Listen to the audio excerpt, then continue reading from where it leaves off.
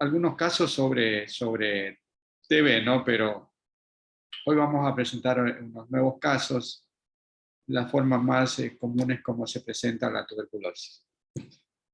Ya, la tuberculosis pulmonar es una enfermedad todavía muy frecuente en los países, yo creo que en los países subdesarrollados, donde hay pobreza, ¿no? Es bastante común. Nosotros vemos acá, sin exagerar, por lo menos un paciente a la semana, ¿no? En promedio de 4 al mes, 4 o 5 pacientes al mes. Es una patología también muy común en los pacientes con HIV, inmunocomprometidos. Y básicamente, desde el punto de vista radiológico, podemos clasificarlas de dos formas, la tuberculosis pulmonar, ¿no? La tuberculosis primaria y la tuberculosis postprimaria, o que también se llama reactivación de la enfermedad, ¿no? O reinfección de la enfermedad. Ya, y cada una de estas entidades tiene sus presentaciones radiológicas diferentes, ya como ya les voy a demostrar. Eh, bueno, la parte de bacilo, la forma como uno se contrae la enfermedad, pues eso lo pueden ver en cualquier medicina interna, ¿no? Ya, lo que a mí me interesa es saber reconocer, ya algunos patrones hemos visto, también patrones radiológicos, y por ahí algunas otras cosas más que de pronto vamos a ver. Ya, entonces comenzamos con la tuberculosis primaria. Siempre el paciente tuberculoso es bastante fácil de reconocerlo, ¿no? Desde el punto de vista clínico. No está por más decirlo que generalmente es un paciente de bajo peso, el antecedente es importante, ha tenido alguna enfermedad previa, y la sintomatología pues es tos, generalmente un paciente que tose hace algún tiempo, es una tos crónica, más de un mes generalmente, y por ahí puede ser que se asocie con hemoptisis, ¿no? Ya, ¿cómo se presenta generalmente la tuberculosis primaria? Es decir, el paciente cuando debuta por primera vez la enfermedad. Ya, las adenopatías es bastante común, sobre todo en niños, ¿no? Las adenopatías que pueden ser cervicales, pueden ser axilares o mediastínicas. Si tienes una placa de tórax, podemos ver adenopatías mediastínicas como un ensanchamiento de mediastino. Entonces, las linfoadenopatías se puede presentar en la tuberculosis primaria. Y esto es factible diagnosticarlo al examen físico. Vas a tocar, vas a palpar las adenopatías. Y en un estudio de imágenes, el examen más adecuado, por ejemplo, si tú tienes un paciente con adenopatías axilares o cervicales, supraclaviculares, el estudio más adecuado es hacerle una ecografía. Una ecografía de partes blandas podría ser con Doppler, ¿no? Pero generalmente ecografía de partes blandas. ¿Y cómo van a ser las adenopatías de la tuberculosis? Generalmente son adenopatías hipoecoicas. Hipoecoicas, ¿no? Se la ven muy oscuras. Hipo, ¿no? Ustedes ya saben cómo es el término, cómo se ve una imagen hipoecoica, ¿no? Como quística, ¿ya? Y lógicamente hay que tener en cuenta algunas cosas del ganglio, ¿no? Algunos criterios para hacer un diagnóstico de una probable tuberculosis ganglionar. Por ejemplo, el ganglio tiene que haber perdido su morfología habitual, ¿no? Normalmente el ganglio, todo ganglio, tiene la forma de, es un ganglio pseudo arriñonado, muy parecido a un riñón. Tiene, tiene un parénquima o corteza y tiene un gilio, el ganglio, gilio, por donde entra la parte vascular. Y por lo general son ovalados, o mejor dicho, siempre tienen un diámetro longitudinal mucho mayor que el transversal. Eh, Antiguamente, no antiguamente, ¿no? Hace un tiempo atrás se consideraba que todo ganglio mayor a 1 centímetro medido en el plano transversal, en su eje transversal, es patológico, ¿no? Pero ese criterio ya ha cambiado. Ahora lo que se considera importante es ver si ese ganglio conserva o no su morfología. Porque tú puedes tener un ganglio de tipo inflamatorio, por ejemplo, en una trombosis venosa profunda, tú vas a encontrar, o en una celulitis del miembro inferior izquierdo, tú vas a encontrar ganglios inguinales de tipo inflamatorios que son grandes, pero que su morfología está conservada. Ya, entonces es importante ver la forma del ganglio, ¿no? Claro, el tamaño va a ser también interesante, pero más que todo es la forma del ganglio y si es o no, y si tiene, si conserva o no su ecogenicidad, ¿no? Entonces estos ganglios de una tuberculosis son generalmente hipoecoicos, son poco vascularizados, porque son prácticamente necróticos, ¿no? Como ganglios infartados, ya que pueden conllevar al acceso, sí, al acceso ganglionar. En cambio, que un tipo de ganglio de tipo inflamatorio, como le decía, en una trombosis venosa profunda o una celulitis del miembro inferior, cursa al Doppler color con un incremento de la vascularización, porque es de origen inflamatorio. Ok, entonces es importante el saber qué método diagnóstico vas a pedir para ver adenopatía, ¿no? Ahora, claro, si tú estás pensando que la sospecha que hay adenopatías medias tímicas o retroperitoneales, que es poco común a veces los ganglios retroperitoneales en la tuberculosis, pero puede ser, ¿no? Que sea el caso. Entonces ahí sí tienes la tomografía computada como método de elección, ¿no? Y tiene que ser con contraste. ¿Y cómo vamos a ver los ganglios en la tomografía de origen tuberculosos? Generalmente son hipodensos, ¿no? Hipodensos que tienen un realce periférico. Ok, entonces por ese lado, adenopatías ya tenemos los métodos diagnósticos para poder identificarlos, ¿no? Ahora, en la tuberculosis primaria también estos pacientes pueden debutar con derrames pleurales. Generalmente son unilaterales y tabicados o loculados, ¿no? Por lo general, estos derrames no son derrames libres, ¿no? Pueden tener tabiques o loculaciones, ¿ya? Pero el derrame pleural también es una causa como debutan estos pacientes en la tuberculosis primaria.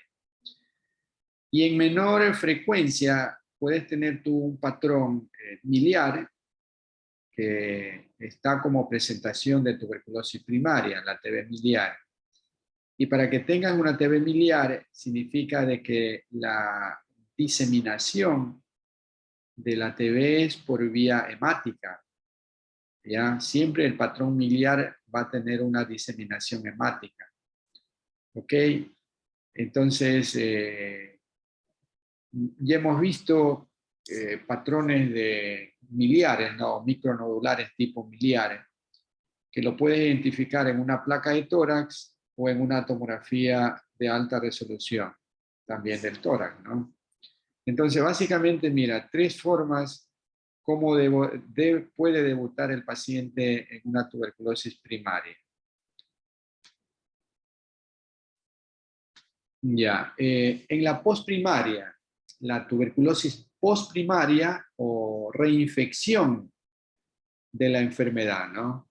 Hay pacientes que están en tratamiento, abandonan el tratamiento o por alguna otra situación el paciente está tan inmunodeprimido que puede reinfectarse otra vez, ¿no? Y eso es lo que se llama la tuberculosis postprimaria, ¿ya? ¿Y cuándo debemos sospechar en que ese paciente se reinfectó con la enfermedad, ¿no? Ha tenido una segunda enfermedad de tuberculosis, la postprimaria. Generalmente es las cavernas. Todo paciente con cavernas pulmonares significa que es una TB postprimaria, con toda seguridad, ¿ya? También los libros mencionan a las consolidaciones cavitadas. Las consolidaciones de origen tuberculoso por lo general se cavitan. Se cavitan fácilmente, ¿no? Entonces, cavernas pulmonares, consolidaciones cavitadas, es los patrones, el patrón en árbol en brote, ¿no? El árbol en brote son las formas más comunes de presentación en la tuberculosis postprimaria. ¿Ya? No se olviden, ¿no? Árbol en brote, por ejemplo, el árbol en brote siempre va a tener un origen, una diseminación endobronquial. Es decir, el bacilo se disemina a través de un bronquio, que por ejemplo, la consolidación al cavitarse se fistuliza con un bronquio, o también la caverna se fistuliza con un bronquio y eso hace de que se disemine el bacilo, ¿no? Y te da ese aspecto de árbol en brote, que hemos visto patrones de árbol en brote, ¿no? Ahora también algunos pacientes pueden broncoaspirar, es raro, ¿no? Pero está también descrito en la literatura médica que pueden hacer un patrón de árbol en brote los pacientes con broncoaspiración. No es tan común, ¿no? Pero bueno, puede darse el caso. La forma de nódulos o tuberculomas, la verdad que esta forma se puede dar tanto en la TB primaria como en la postprimaria. Ahora, la tuberculosis postprimaria, ¿dónde se localiza las localizaciones más comunes? ¿No? Siempre van a ser los segmentos apicales de los lóbulos superiores y de los inferiores. Ya posteroapicales de los lóbulos superiores y los apicales de los lóbulos inferiores. Siempre, es decir, siempre en las partes superiores del pulmón. Ahí es mucho más frecuente el compromiso de la tuberculosis primaria, postprimaria. Bueno, ya consolidación, patrón consolidativo ya hemos visto como se ve. La verdad que lo único que hace la diferencia entre un patrón consolidativo de origen bacteriano con el tuberculoso es la cavitación. De ahí realmente es complicada, ¿no? Es muy compleja el diferencial. Los derrames pleurales, ya mencionamos que generalmente son tabicados, loculados. Esta es la forma más frecuente, mira, de la infección primaria de la tuberculosis.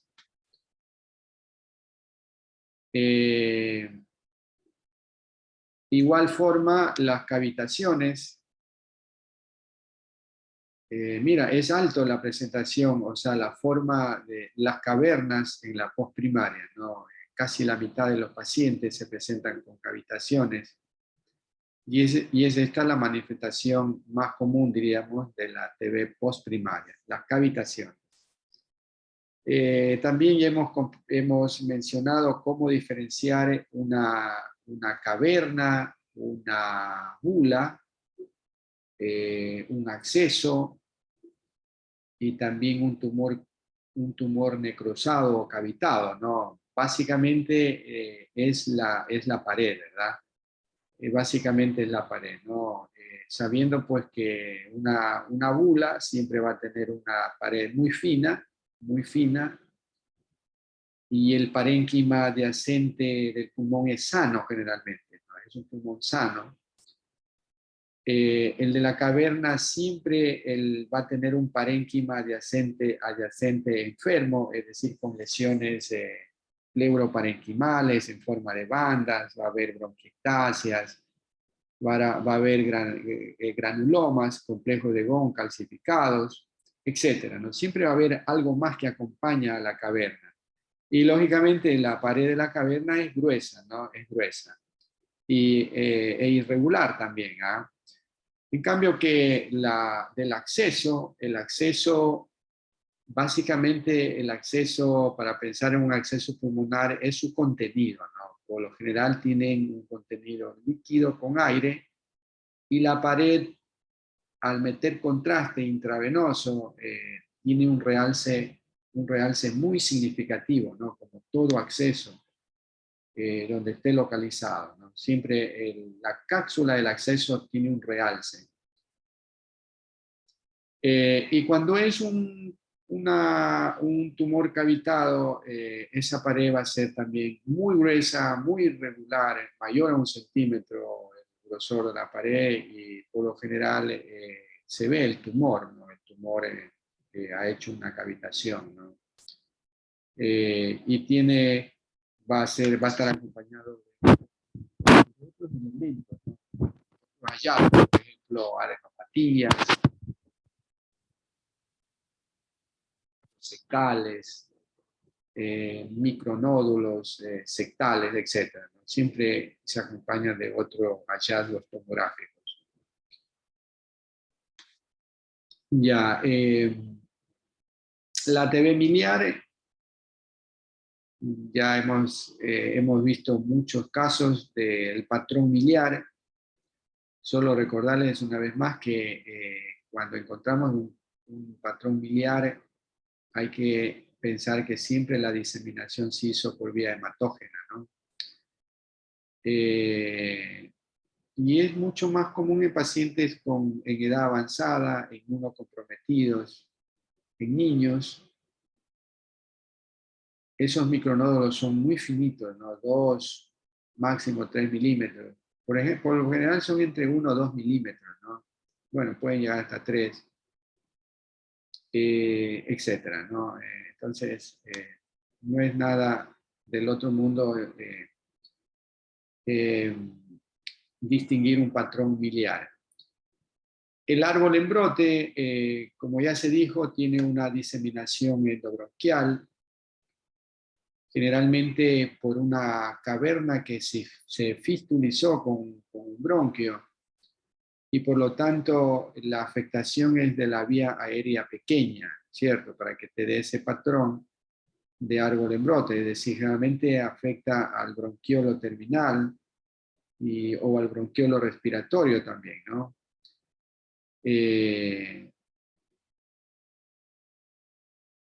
Ok. Tuberculomas pueden simular nódulos.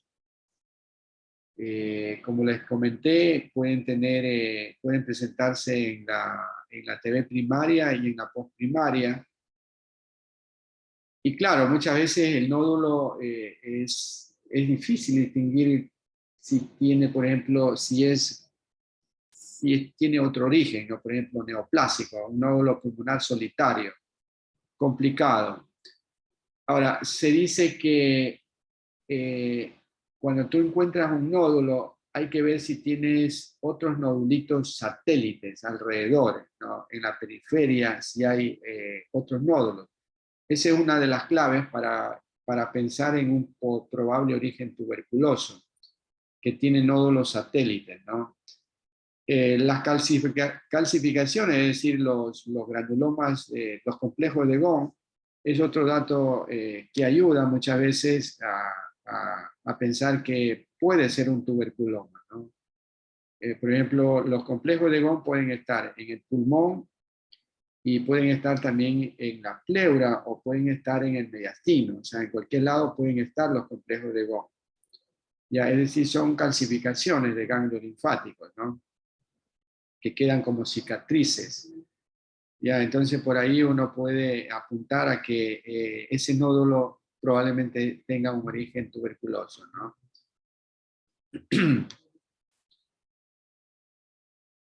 Bueno, esto ya hablamos de los ganglios. ¿Cuáles son las complicaciones de una tuberculosis pulmonar? ¿No? Hay una gran lista de complicaciones de las tuberculosis, ¿no? Fíjate que las más comunes yo diría que son bronquiectasias, fibrotoras. Aquí les he puesto como fibrotoras, pero podemos llamarlo también como engrosamientos pleurales o paquipleuritis calcificada, ¿no? Generalmente los engrosamientos pleurales se acompañan de calcificaciones, ¿ya? Otra complicación son los misetomas. ¿Se acuerdan que cuando hay una cavitación puede crecer fácilmente hongos, ¿no? Hongos en el interior de la cavitación y se forman los aspergilomas, ¿no? O bola de hongos. La fístula broncopleural no es tan común, ¿no? Pero puede haber también aneurismas de Rasmussen, es raro. Las estenosis bronquiales o bronquiolitiasis también, eso sí se ve, no con tanta frecuencia, pero es mucho más común que las de aquí, por ejemplo. Y lógicamente el pulmón se destruye, no hay una pérdida de la anatomía pulmonar, a tal punto que a veces se pierde, ¿no? Se pierde todo el pulmón, el parénquima pulmonar, y solo queda el engrosamiento pleural, las bronquiectasias, etcétera, ¿no? Y eso hace de que el pulmón contralateral se hiperinsufle, ¿no? Y hace un pulmón vicariante, ¿ya? Entonces, todo esto puede pasar como complicación de la tuberculosis pulmonar. Ya, entonces revisemos algunos casos de pacientes con tuberculosis, ¿no? Esta es una placa radiológica. ¿Qué podemos describir?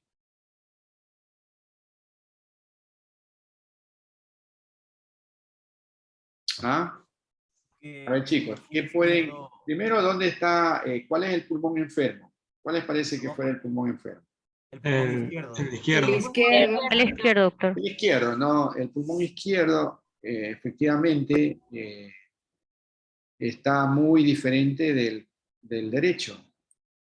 ¿Y, ¿Y cómo lo describirían? ¿Qué patrón les parece que fuera?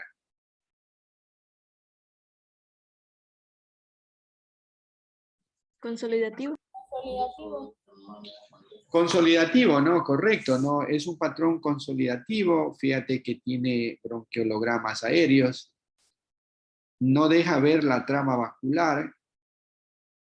Está afectando más que a un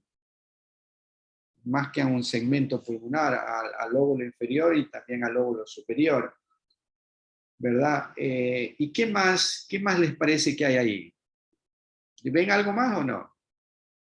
Doctor, yo no sé si estoy mal, pero en el pulmón derecho yo creo que veo patrón miliar. En el pulmón derecho te parece que hay como un patrón miliar.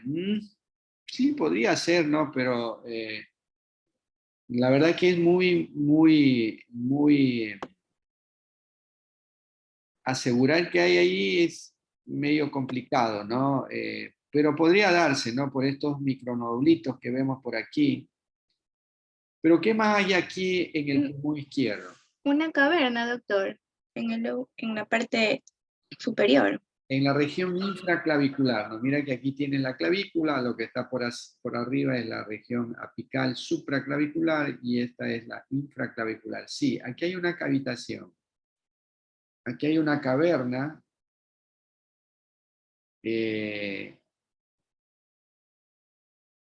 sin contenido, o sea, es una caverna limpia aparentemente, es decir, no tiene líquido, no tiene micetoma, eso es lo que se llama caverna limpia.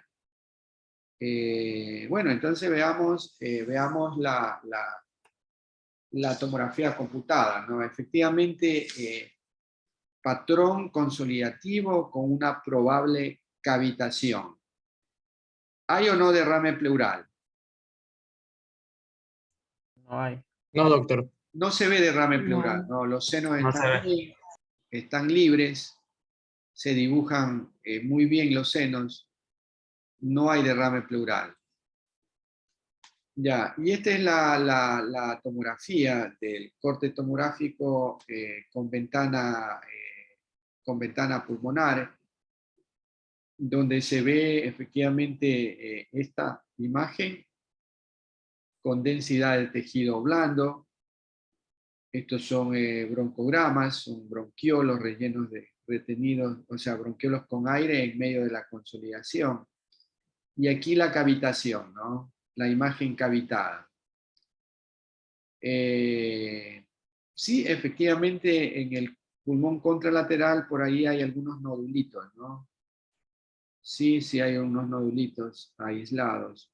Aquí sobre todo, mira, aquí como que da la impresión de que se está formando como árbol en brote, ¿no? Pero esta sería la lesión consolidativa en el corte tomográfico con ventana pulmonar. Entonces, así vamos a ver las consolidaciones y la cavitación. Fíjate que la cavitación no hay contenido anormal en su interior. Es una caverna limpia que se llama, ¿no? Ya, mira este otro paciente.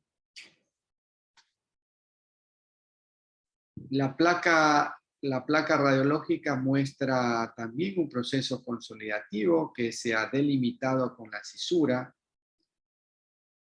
Hay como un patrón miliar con nódulos pequeños. Por aquí una aparente cavitación. Y está afectado el lóbulo superior derecho, ¿no? El lóbulo superior derecho. Los cortes tomográficos, este es un plano axial y este sería en un plano sagital con ventana pulmonar. Vemos la afectación del lóbulo superior derecho, ¿no? Y aquí podemos ver que hay tres patrones, ¿no? Consolidativo, que vendría a ser este, o este corte en este plano axial, todo esto es el patrón consolidativo con el broncograma aéreo. ¿Este patrón qué les parece? Árbol en brote, doctor. Árbol en brote, correcto. Y esta es la cavitación, caverna pulmonar. ¿Ya? El resto del pulmón, el lóbulo medio, que es este, y el lóbulo inferior derecho, están limpios, ¿no? Al menos en este corte están limpios. ¿Ya? Y el pulmón izquierdo también aparentemente está sano en la placa radiológica.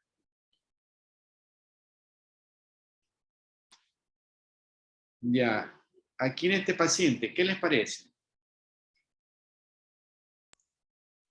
¿Cómo lo describen? Ambos pulmones están afectados. Los dos campos pulmonares están afectados, ¿no? Correcto, los dos pulmones están afectados. ¿Qué más? Un patrón Hay consolidativo en pulmón derecho. Por aquí hay un patrón consolidativo, correcto. Y parece Patrón Una consolidativo. caverna en el una lóbulo caverna, superior ajá. izquierdo. Una cavitación, aquí parece que hay una cavitación, muy bien. Perfecto. Y también el lóbulo inferior izquierdo también muestra como un micronódulo, ¿no? En todo caso no se lo ve bien, parece que hubiera micronódulos. No hay derrames pleurales, los senos están, son normales. Área cardíaca está bien y no hay ensanchamiento del mediastino. Ya, entonces, efectivamente, ¿no? Patrón consolidativo, aparente cavitación, caverna, un patrón nodular, pequeño, o árbol en brote podría ser, también miliar, ¿no es cierto? Entonces veamos la tomografía y mira los cortes tomográficos en ventana pulmonar, en plano axial, y este sería en un plano coronal. ¿Ya? En la ventana pulmonar es donde mejor se ven este tipo de lesiones, ¿no? El árbol en brote, la cavitación, la consolidación, lo vemos mejor en la ventana pulmonar, ¿no? En la mediastínica se nos pierde, por ejemplo, el árbol en brote no lo vamos a ver, la cavitación como se ve, como es negra, tiene su contenido negro, en la ventana mediastínica no lo vemos. Entonces, la ventana pulmonar es la que más demuestra la patología, ¿no? Entonces, ¿qué patrones nomás tenemos aquí? Consolidativo, árbol en brote y Ya, caverna. consolidativo, árbol en brote y cavitaciones, ¿no? Cavitaciones, correcto. Fíjate que todo se Cavitaciones. repite, ¿no? Todo se repite en la tuberculosis. No hay otros hallazgos, o sea, van a ser los mismos de siempre. Y fíjate que siempre los lóbulos superiores y los segmentos apicales de los lóbulos inferiores son los que más se afectan, ¿no? Más se afectan. Doctor, una pregunta. Y ahí estamos hablando, en la anterior estábamos hablando de una tuberculosis postprimaria, Postprimaria. porque el patrón miliar es cuando estamos hablando de una tuberculosis inicial, o sea, primaria. Claro, pero este no es un miliar realmente, este es No, árbol no, en no, brote. no, por eso, este sería postprimaria porque tenemos tanto árbol Claro, en brote como correcto, caverna y consolidación. correcto, correctísimo, sí. Ya.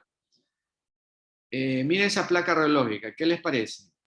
Patrón miliar. Patrón miliar, ¿no? Es un miliar difuso, micronódulos difusos, lo que los libros describen como una distribución aleatoria,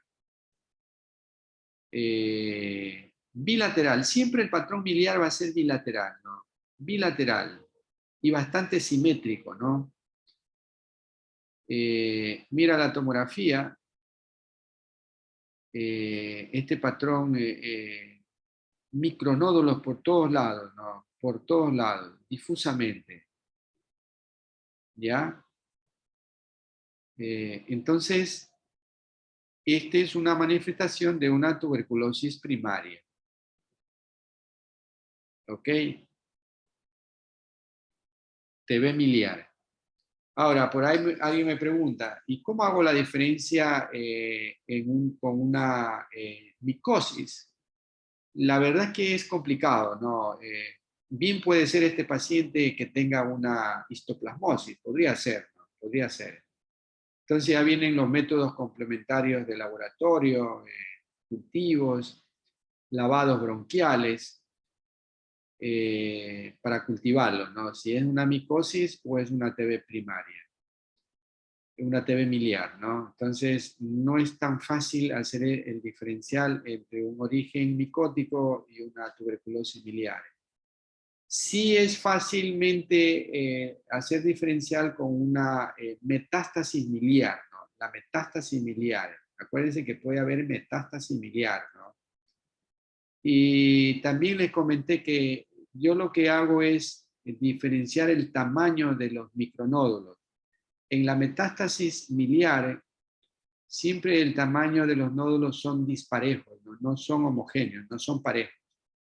Unos son más grandecitos que otros. Entonces, cuando uno ve ese tipo de nódulos, uno piensa probablemente sea una metástasis miliar. Ok. Bueno, este caso es muy sugestivo de una tuberculosis, ¿no? O sea, de nódulos tuberculosos, o tuberculomas que se llaman, ¿no? los tuberculomas se pueden presentar como nódulos. Y esto es el nódulo satélite que puede acompañar, ¿ya? Un nódulo satélite que generalmente es de menor tamaño. Y lógicamente este paciente tiene una cavitación, entonces con mayor razón uno dice, estos nódulos tienen origen tuberculoso probablemente, ¿no? Incluso aquí tienen una lesión pegado a la pleura, ¿verdad? Ya, en todo caso, nódulos con nódulos satélite, o a veces puedes tener nódulos cavitados también, ¿no? Nódulos cavitados. Recuerden que la presencia de nódulos cavitados, también hay una lista grande de causas de nódulos cavitados, y entre esos tenemos a la tuberculosis. Una de las causas es también la tuberculosis, ¿no? Ya, presencia de adenopatías mediastínicas. Mira, este es un ganglio hipodenso, por acá también, ganglios hipodensos. Mira la densidad disminuida, ganglios peritraquiales, mediastínicos, ¿verdad? Por ahí tengo un casito, creo que sí les mostré, de una tuberculosis que tenía tuberculosis peritoneal, tenía afectación del hueso y también tenía ganglios, ¿no? Ese está mucho más claro para mostrarles. Bueno, otro paciente con una placa radiológica con hallazgos muy parecidos, afectado el lóbulo superior derecho, patrón consolidativo con broncograma. No se ve claramente cavernas aquí en la placa radiológica, pero este paciente tenía una cavitación ahí, no se la muestra fácilmente, ¿no? Pero mira el patrón normal también, el consolidativo, la cavitación, el árbol en brote. Aquí hay un nódulo cavitado, fíjate, mira, el nódulo cavitado. Incluso este paciente tiene, ¿cómo se llama este patrón? Vidrio Vidrio esmerilado. esmerilado. Vidrio esmerilado, ¿no? Tiene por aquí unos parches de vidrio esmerilado, aquí tienes un corte axial y este sería un corte sagital, ¿no? También puede haber vidrio ilustrado en estos pacientes con tuberculosos, ¿no? Ya, y que generalmente el vidrio ilustrado representa sangrados, ¿no? Por ahí el paciente hace hemoptisis y puedes tener este tipo de sangraditos, ¿no? O sea, el vidrio ilustrado. Ya, mira, aquí hay nódulos, aquí árbol en brote, consolidación con broncograma aéreo, ¿no? Se repite la historia, ¿no? Muy parecidos. Mira otro paciente con cuadro muy, muy parecido.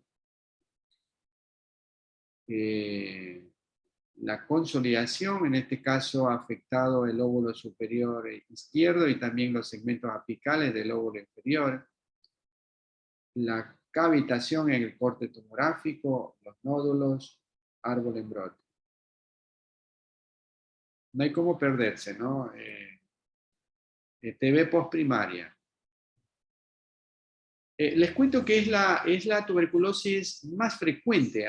Es mucho más frecuente encontrar tuberculosis postprimaria. ¿Será que la tuberculosis primaria no se lo diagnostica rápidamente, ¿no? O el paciente no llega a tiempo? Estos pacientes están complicaditos, ¿no? Están muy complicados, con mucha hemoptisis, con mucha fiebre, etcétera, ¿no? Pérdida de peso. Ya. Doctor, una pregunta. Sí. En la placa anterior, en la radiografía no tiene, digo yo, no es un neumoperitoneo del hemidiafragma derecho, izquierdo. Ah, esta. Ajá. No, esta es la cámara gástrica. Ah, ya. La burbuja gástrica, doctor. La que también le burbuja llaman. gástrica, sí. Cámara gástrica o burbuja gástrica, sí, correcto.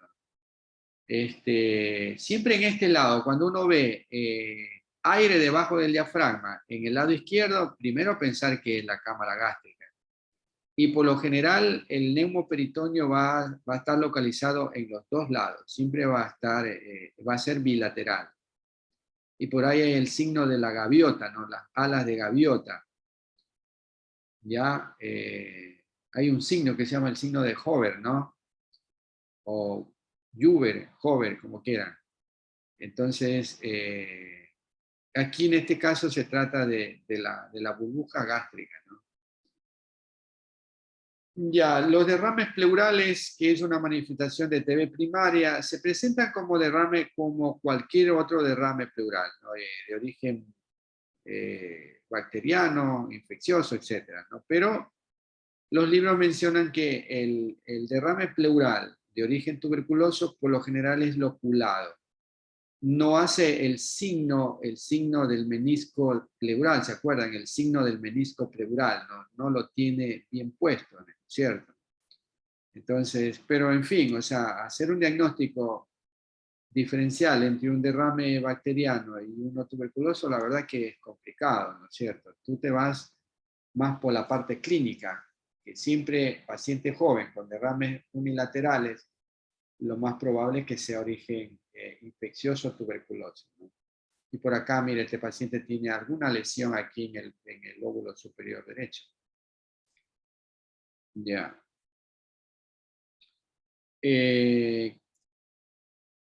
Imágenes complicaciones de la tuberculosis. Aquí, por ejemplo, tenemos, en esta placa radiológica tenemos una paquipleuritis calcificada. Aquí hay una disminución del volumen del pulmón derecho, de la capacidad volumétrica del pulmón derecho, porque existe engrosamiento pleural, como una coraza, ¿no? Como una coraza que le envuelve al pulmón. Aquí otro paciente, mira este corte tomográfico en ventana pulmonar, perdón, mediastínica, muestra este engrosamiento pleural con calcificaciones. Por acá también hay más calcificaciones pleurales en el parénquima. Me parece que este es el mismo paciente, el de aquí. Mira la tráquea se tironea hacia el lado izquierdo. Mira el bronquio donde se sube, ¿no? ¿Ve? Tironeado hacia arriba. O sea, hay fibrotórax, ¿no? Fibrotórax, lo que se llama, ¿no? Mira, granulomas, complejos de Ghon, calcificados. Correcto, mira, y acá tenemos una calcificación, como una lámina, calcificación pleural. Entonces, todas estas cosas podemos encontrar como complicaciones de la tuberculosis. Mira este otro paciente, en este plano sagital, ventana mediastínica, vemos el engrosamiento pleural con calcificaciones, ¿no? Es decir, una paquipleuritis calcificada crónica. Esto indica cronicidad, ¿no? Cuando uno ve calcificaciones, indica automáticamente que esto es crónico, de muchos meses, a veces años de evolución. Mira el corte, otro corte en plano coronal, ventana mediastínica, vemos lo mismo aquí, que es lo de acá. Y en ventana pulmonar vemos bronquiectasias, vemos, esto puede ser tejido fibrótico, etcétera, ¿no? Ojo, ¿no? El adenocarcinoma es bastante común donde hay cicatrices, ¿ah? Ojo, si es un paciente fumador, a estos pacientes hay que tener en controles permanentes, ¿no? Porque por ahí puede asomar, desarrollarse un cáncer, ¿no? Recuerden que el ADK siempre puede formarse en una cicatriz, en una lesión crónica. Ya, veamos estos no tan comunes, ¿no? Por ejemplo, mire este paciente. Este recuerdo tanto un paciente joven, consultó por dolor lumbar. Incluso a este paciente recuerdo que se le hizo una urotac buscando cálculos urinarios. Por ahí también se pensó en alguna patología abdominal porque era muy inespecífico el dolor, ¿no? El aparato respiratorio era normal, ojo, los exámenes de orina negativos para infección y cálculos. Y esta fue la placa radiológica del paciente, una placa bastante limpia. Bueno, no es una buena toma, es un portátil. Sí, no es un portátil, pero no es una buena toma. Pero en todo caso, la placa estaba limpia, ¿no? Por aquí un granuloma podría ser esta calcificación. Otra vez mira la cámara gástrica. No hay derrames pleurales, no hay ensanchamiento del mediastino, área cardíaca bien, tráquea posicionada donde debe de estar. Como le decía, ¿no? Se le investigó como patología renal, la simple abdomen, al menos en la columna lumbar estaba bien. Nada significativo, ¿no? En la columna lumbar. Se le hizo una tomografía de la columna porque el paciente se quejaba de dolor lumbar, ¿verdad? Esta es una reconstrucción sagital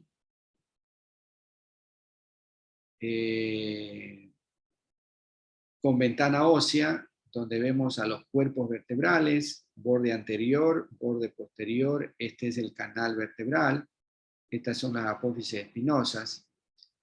Y los espacios intervertebrales, ¿no? Estaban bastante simétricos. Nada que llame la atención. ¿O les llama la atención algo a ustedes ahí? ¿Ah?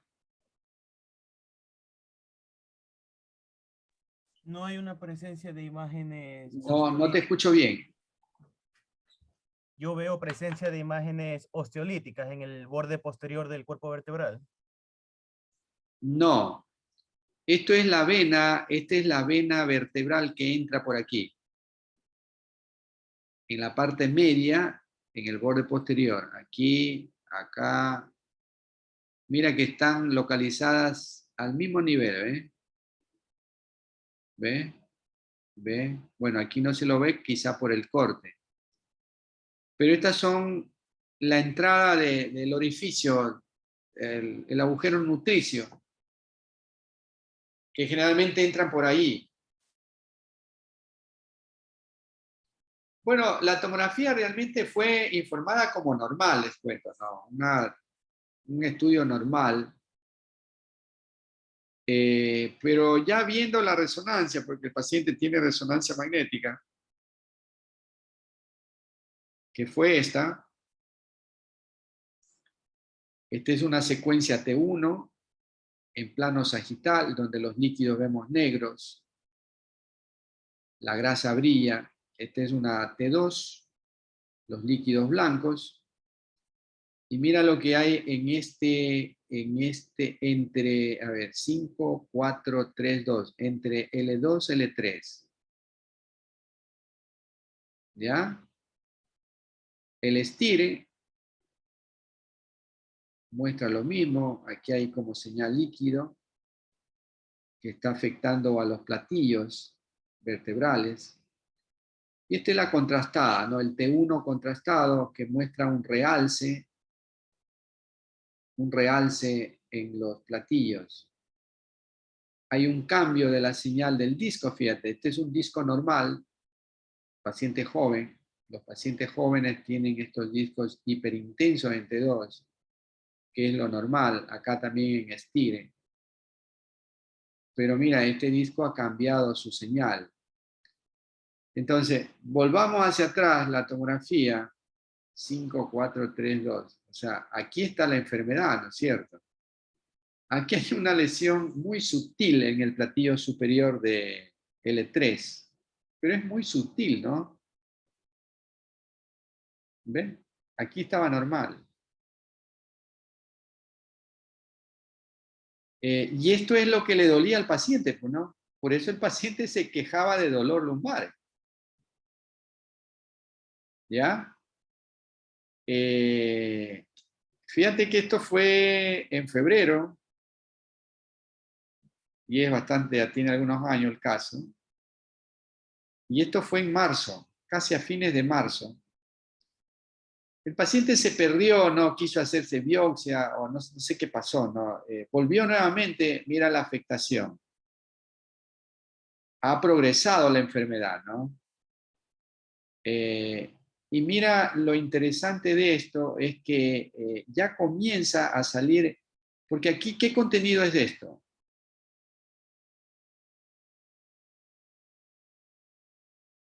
¿Ah?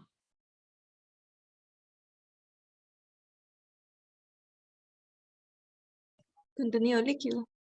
Claro, es un contenido líquido, ¿no? Un líquido, es un contenido gaseoso, ¿no? Un contenido líquido gaseoso, ¿ya? Y fíjate que cómo comienza a fistulizarse, a salirse este líquido hacia los planos paravertebrales. Lamentablemente no tengo el corte axial. Entonces, este líquido se sale, se fistuliza y se recolecta en los planos paravertebrales y forman el acceso cifluente que se llama, la colección cifluente, que eso es algo patoneumónico de tuberculosis ósea. ¿Ya? Mira, y posterior a esto, este paciente, mira cómo terminó, ¿ves? Era un mal paciente, ¿no? Aquí ya se afectó incluso ya los cuerpos vertebrales. Hay mucho edema, fíjate, ¿no? Mira, el edema, aquí en esta secuencia STIR, el hueso tiene una señal aumentada que significa edema.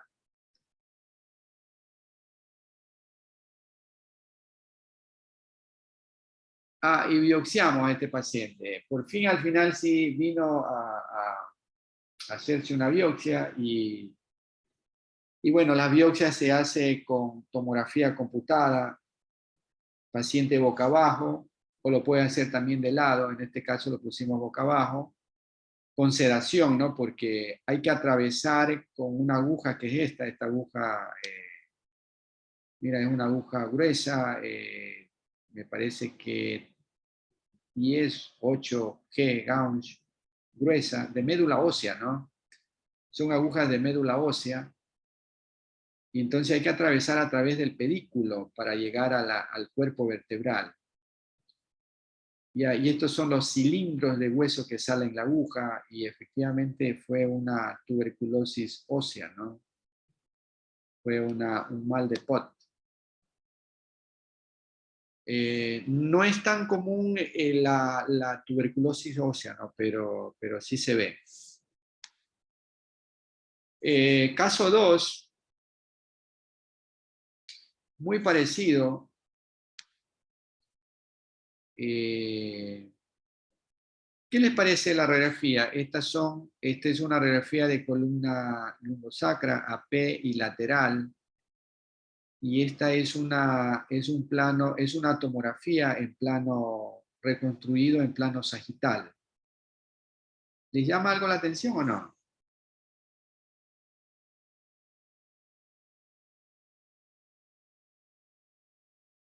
¿Ah?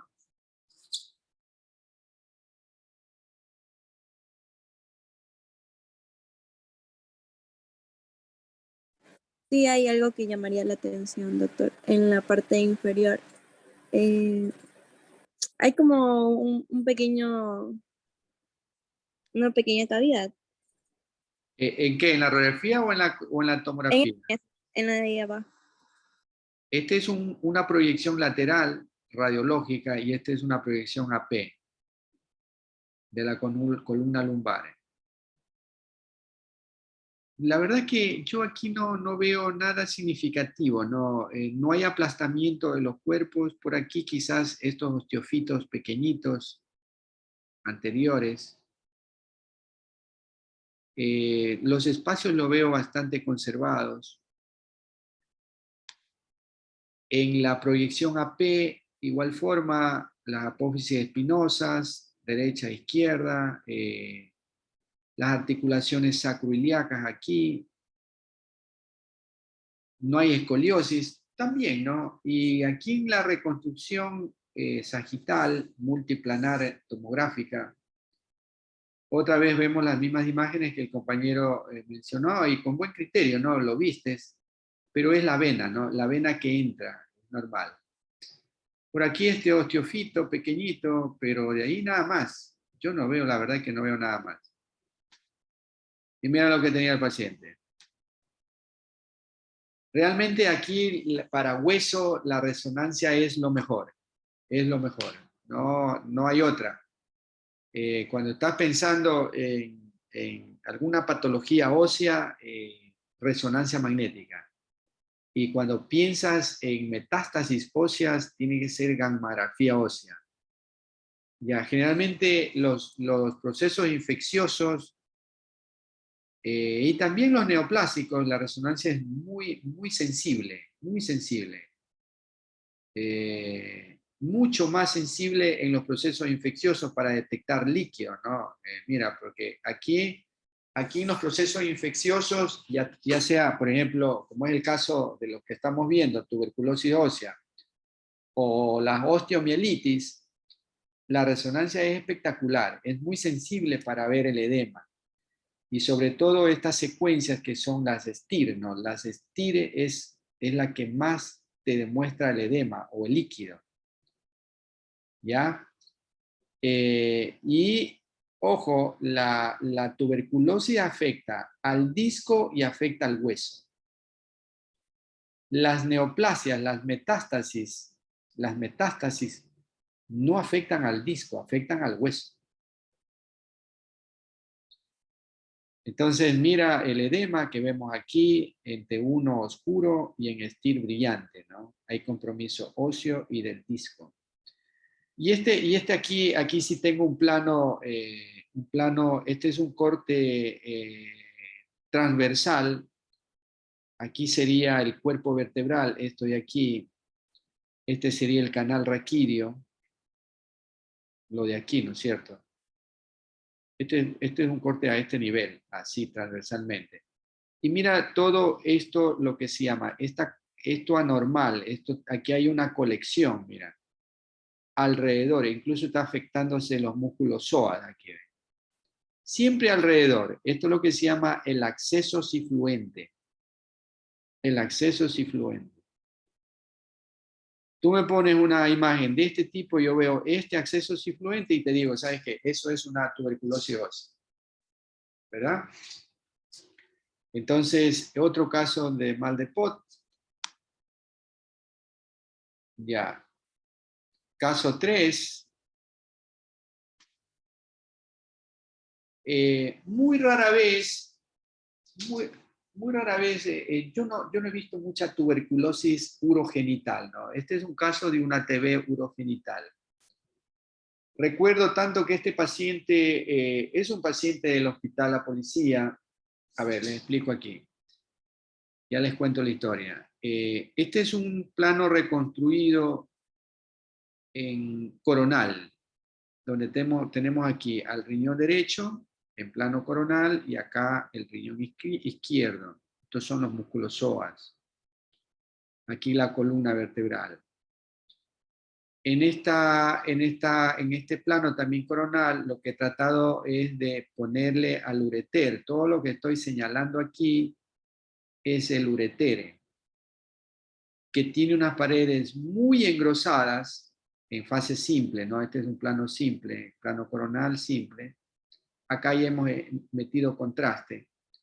Aquí comenzamos, ya hemos metido, estas son imágenes contrastadas. Mira el riñón derecho, el izquierdo.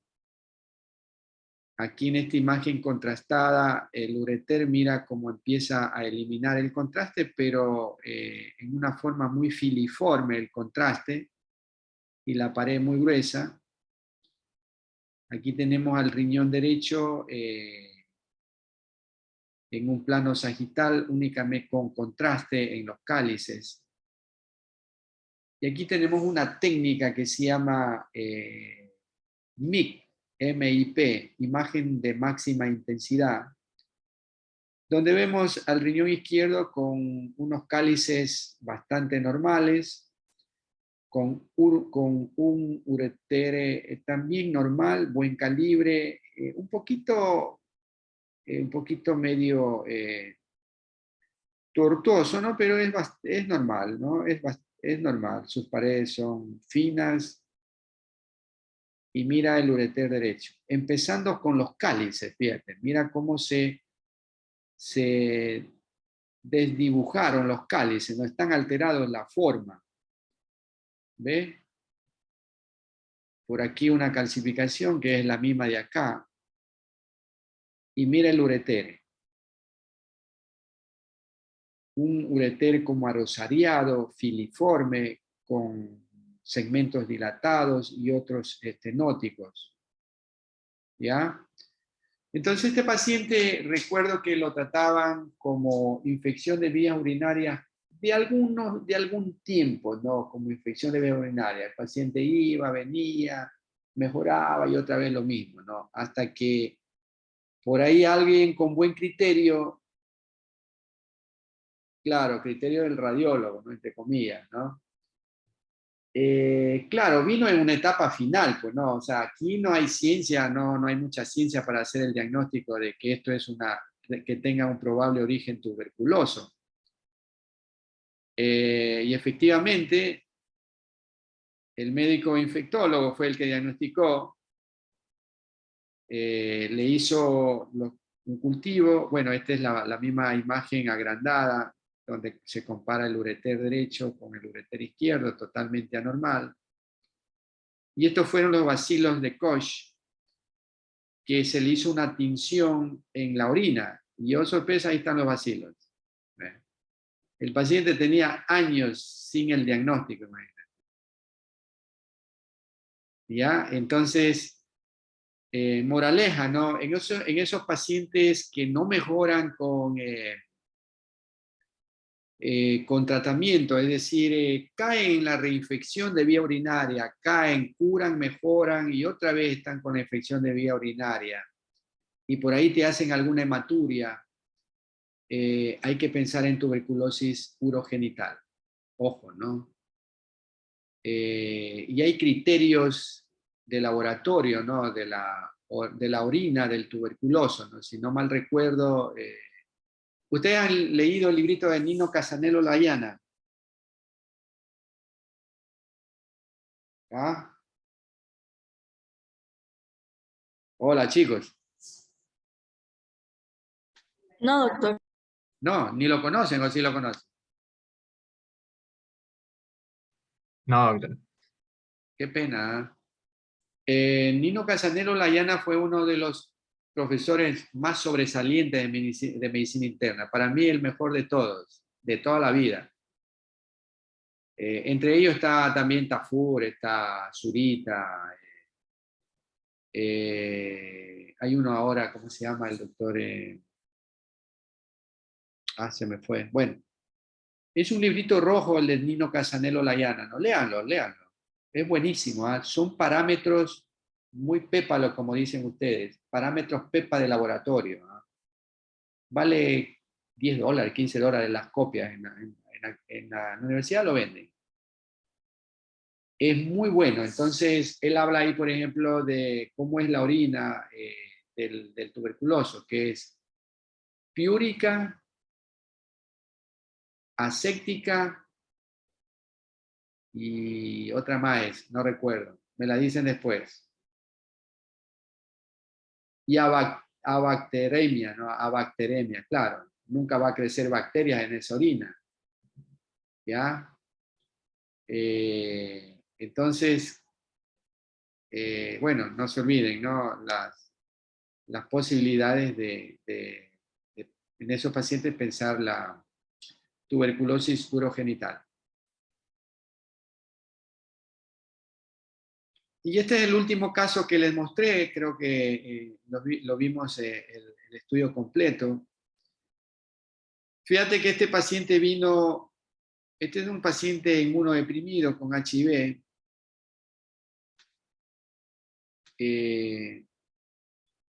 Este es un plano reconstruido en coronal contrastado, donde vemos, mira, las adenopatías. Todas estas son adenopatías hipodensas, con realce capsular periférico, acá también, con tabicaciones, ¿verdad? Eran cervicales predominantemente. Mira los cortes tomográficos con ventana pulmonar.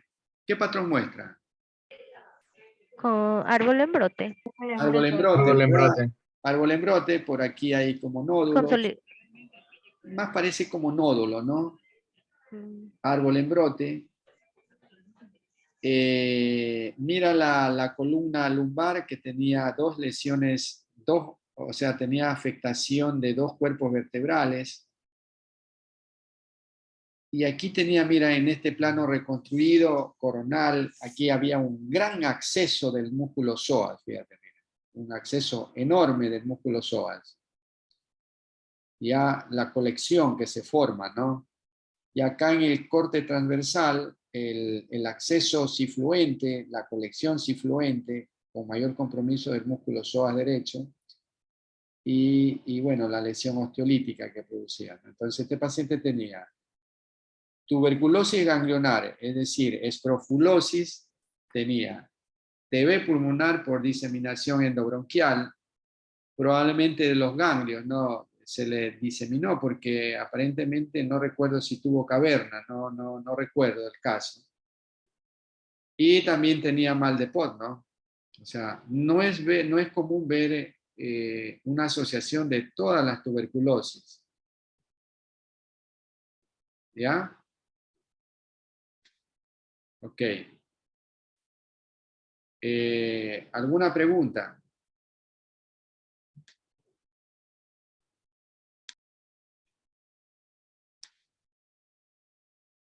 Ya. Les comentaba, ¿no? El cáncer pulmonar, factores de riesgo, el tabaquismo, es importante las enfermedades ocupacionales, o sea, la relación con que tengas en tu trabajo, ¿no? Por ejemplo, el asbesto es muy cancerígeno, ¿no? Las personas que trabajan también en estas minas, personas que tienen mucho relación con el polvo, en las canteras, por ejemplo, ¿no? Fíjate que también la fibrosis pulmonar es un factor, un factor de riesgo no tan importante, pero lo mencionan los libros. Lo que le decía, las cicatrices crónicas, mira, las lesiones crónicas. ¿Ya? Esta es una clasificación vieja. El carcinoma, los más comunes, ¿no? El carcinoma epidermoide o el escamoso, el ADK, adenocarcinoma, el carcinoma bronquiolo alveolar, de células pequeñas, células grandes. También hay el tumor carcinoide, ¿no? Ahora, ¿cuáles son los más comunes entre todos estos? Aquí está casi el 70% de los tumores. El carcinoma epidermoide o el adenocarcinoma.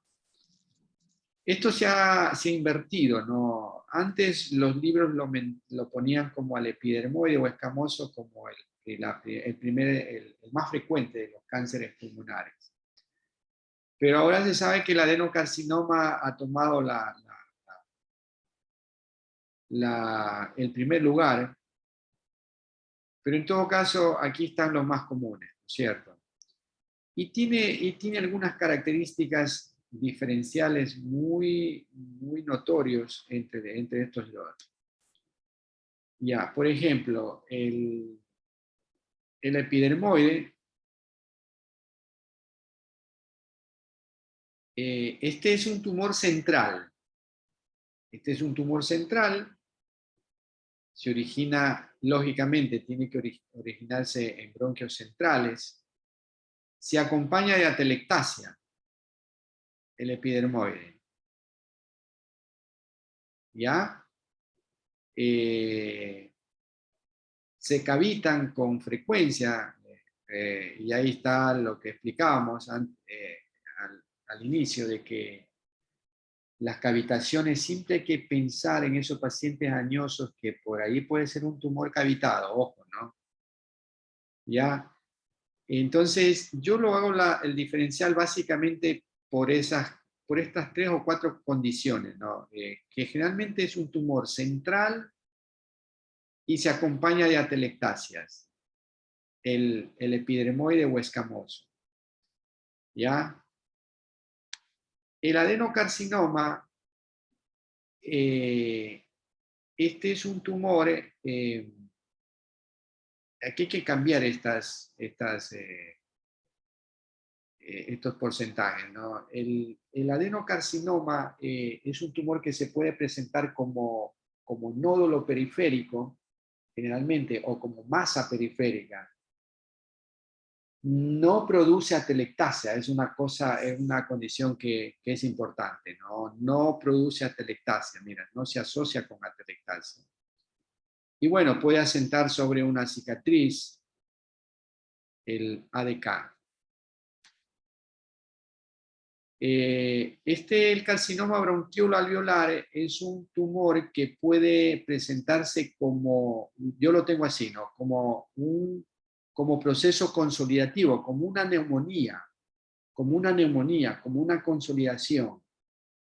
Por ahí hay un concepto que lo dice Casanello en su librito, que toda neumonía que no cura en 15 días, pensar en origen tuberculoso o neoplásico. Y es verdad. ¿Ya? Entonces, el carcinoma bronquioalveolar puede presentarse como consolidación, ¿ya? Como consolidaciones, nódulos acinares, ¿no? Nódulo pulmonar solitario también, pero no es tan común. La consolidación es mucho más común. Yo he visto tumores que a veces, sí, se me ha pasado por alto, he pensado que es proceso que tiene un origen infeccioso. Yo por eso cuando diagnostico una consolidación en un paciente añoso que tiene un cuadro clínico un poco inespecífico, de mucho tiempo de evolución, entonces yo pongo consolidación de probable origen infeccioso granulomatoso sin descartar el neoplásico. Y cuando hablo de neoplásico me enfoco a este carcinoma bronquioalveolar, ¿no? Ya que puede presentarse como le digo, consolidación. El de células pequeñas, que es el más maligno, muy invasivo, produce síndrome paraneoplásico, etcétera, etcétera.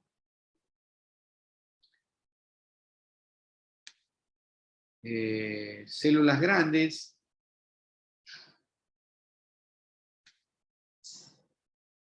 Y bueno, y ahí están las imágenes, ¿no? O sea, siempre aquí va a ser el diferencial, o es consolidativo, o es atelectásico, o es tumoral. Entonces, cuando uno ve una lesión radiopaca, de bordes mal definidos, que se acompaña a veces como bandas, ¿verdad? Pensar en tumor, y la clínica te dice todo, ¿no?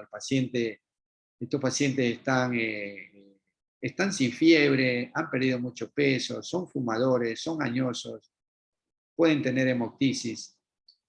Entonces, pensar en tumor, ¿no? Y ahí está la tomografía, que te muestra un tumor.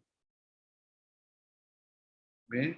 La ventana mediastínica, la ventana pulmonar, mira con una cavitación ahí, mira que hay como vidrio ilustrado también, parece engrosamiento sectal. En un plano sagital el tumor, el mismo en otro plano sagital el tumor espiculado, bordes espiculados, bueno, y un cáncer, ¿no? Entonces, ¿cuál sería este? No se acompaña de atelectasia, fíjate, no tiene atelectasia, entonces probablemente sea un ADK, ¿no? Es periférico, correcto, un adenocarcinoma. Ya, mira otro paciente. ¿Dónde está la lesión aquí? ¿Dónde les parece que está la lesión? Paciente Pulmón derecho. añoso de En la 71 región una masa. años. La cardíaca derecha, doctor. En la región En la aorta paracardíaca descendente. derecha, ¿no? Correcto. Aquí aparentemente hay una lesión ocupativa en la región paracardíaca derecha, ¿verdad? Como un nódulo o masa. Recuerden que nódulo más de 3 centímetros es masa, ¿no? Menor a 3 centímetros es nódulo, ¿correcto? Y efectivamente, mire, el paciente tenía una tumoración aquí, raro, no se lo veía bien, todo lo que implicaba aquí, ¿ya? Y mira, el paciente tenía aquí una tumoración a nivel del ilio, efectivamente, se acompañaba de atelectasia, ¿ya? Mira el bronquio obstruido, y aquí la imagen atelectásica, ¿no? O sea, aquí hay atelectasia tumoral, lamentablemente no es contrastada, por lo cual no podemos ver el tumor en el pulmón colapsado. Entonces, este tumor será un epidermoide, ¿no? O un escamoso. Mira este otro paciente, 90 años, con una gran tumoración en el lóbulo superior izquierdo. Tumoración o atelectasia podría ser, ¿no es cierto? Podría ser atelectasia o tumor, pero atelectasias en pacientes añosos generalmente son obstructivas, ¿no? Obstructivas. Y mira la tomografía que mostró, una tumoración iliar con atelectasia, con microcalcificaciones. Cáncer, ¿no? Epidermoide probablemente. Mira este otro paciente.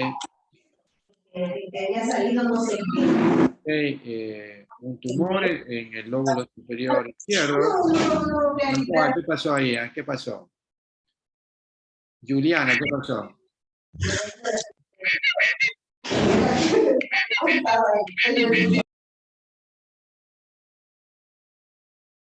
Bueno, tumor del lóbulo superior izquierdo, ¿no es cierto? Tumores pulmonares. Generalmente el tumor es sólido, ¿no? Tiene un componente sólido, no se acompaña frecuentemente de bronquiolograma. Con el contraste puede tener un realce. Y por lo general obstruye un bronquio, ¿no? Obstruye un bronquio cuando uno estudia con una técnica especial para ver la vía aérea, ¿no? Mira este otro paciente con una lesión como un nódulo aquí, o masa, o consolidación. Entonces, todos estos pacientes van a tomografía, ¿no? A tomografía. Y mira la tomografía que mostró, un nódulo especulado, más de 3 centímetros, cáncer. Fumador, ¿no? Mira que tiene enfisema pulmonar, las áreas enfisematosas, y mira las especulaciones. Probable adenocarcinoma, ¿no? Mira otro tumor gigante, con atelectasia. En todo caso, todos estos pacientes, el diagnóstico definitivo va a ser la biopsia, ¿no? Cuando son periféricos, cuando los tumores son periféricos, están pegados a la pleura, son mucho más fáciles hacer la biopsia dirigido con tomografía. Por ejemplo, este de aquí es complicado con tomografía computada. Ahora, ¿cómo podría llegar? La otra forma de llegar es hacer con fibrobroncoscopía, ¿no? Pero también meterse acá es medio difícil. Pero los tumores que están pegados a la pleura es mucho más fácil hacer las biopsias transtorácicas, ¿no? Con tomografía. Este, por ejemplo, es muy papayita, mira, fácil meterse por aquí, por la pared anterior, y sacas muestras, ¿no? Entonces, siempre el estudio final del tipo histológico va a ser la biopsia, no hay otra, ¿no? Uno, como imagenólogo, puede orientar, pensar, pero el clínico o el oncólogo te va a pedir la biopsia, definitivamente. Siempre van a necesitar la biopsia para para identificar el origen histoquímico, ¿no? Correcto. Ok. Bueno, yo creo que por ahí ya estamos Con eso